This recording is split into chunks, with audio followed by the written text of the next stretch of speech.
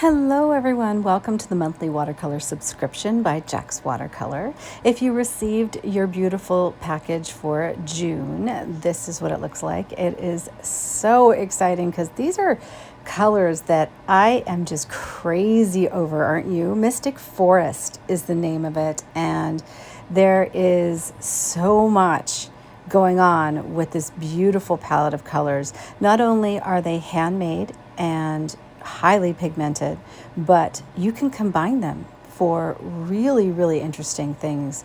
Now I'm going to be showing you how to paint the cover card that I hand painted. So each of you received a hand painted piece of artwork, original, and it was really exciting to do them. I love the colors. I think, you know, great watercolor just makes everything so easy. So even if you're a beginner, you can paint this very simply.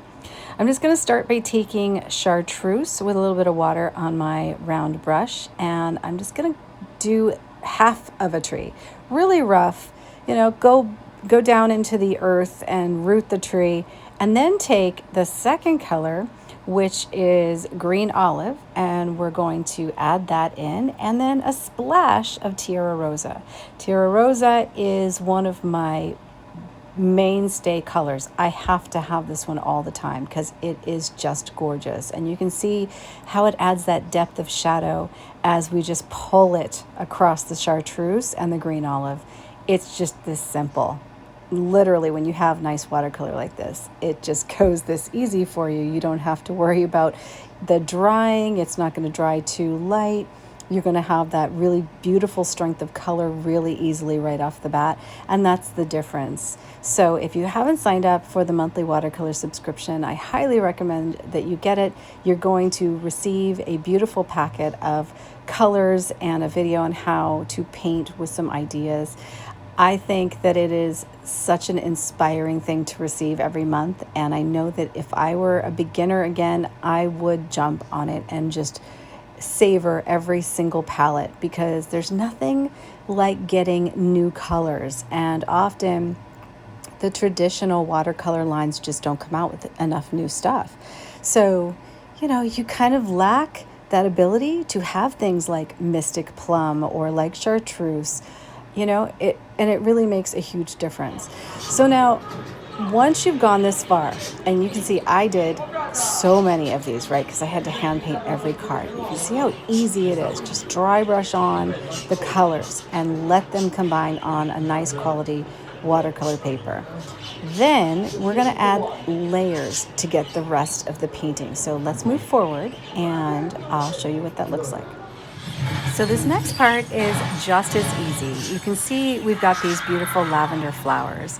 So the lavender flowers are going to be a combination of Mystic Plum, which is a mystic color, so it's highly granulating, and the lavender mist, which is going to give us that beautiful opaque kind of light misty lavender for the over. So we can combine these in so many different ways. You can put the Mystic Plum down first and just splash it around with some water. You can let it dry and then add the lavender mist. You can add lavender mist right over it. There are so many ways of doing it depending on how blurred you want your flowers to look. I love just winging it, and I love reckless abandonment painting, as you know. So to me, especially in doing so many of these all at once, I just had the best time just splashing down color and literally wrecking my brush. I mean, I did not care. I was recklessly smashing that brush into the page, and it was so much fun that I just kept wanting to paint it over and over again.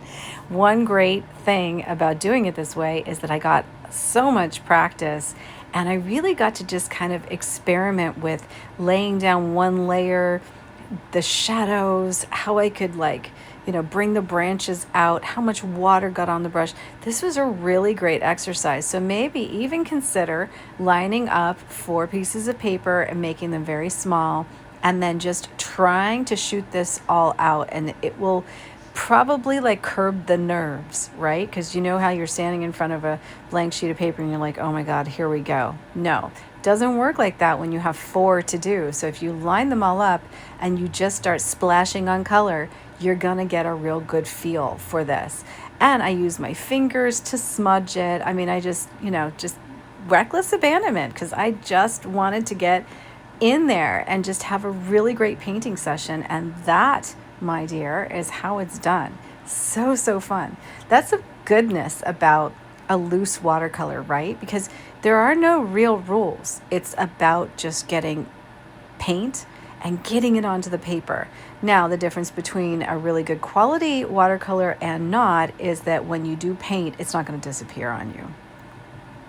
So now, finally, I am taking the metallic wine, which I am in love with these metallic colors that I've been making. I just love all of them, and I don't want to paint without them. So we had to give you one. Metallic wine is this one, and you can see how lush and gorgeous it adds that little touch of shine onto the shadow. I think it's stunning, and whether you paint an entirely different tree layer over the trees or you use it as the shadow color, there are so many things you can do with it, so many ways you can do it. So depending on your sample of what I sent you, it's probably going to look similar to what I did here or slightly different. It just depends, because I really did try to do them very similarly, but at the same time I kind of went out of my comfort zone and I just experimented. I want you to experiment too. Don't feel locked into this one design. You can make a bunch of trees, and you can even start with this particular palette. You don't have to start with chartreuse. You can start with the green olive and then go to the chartreuse. It mixes together fine.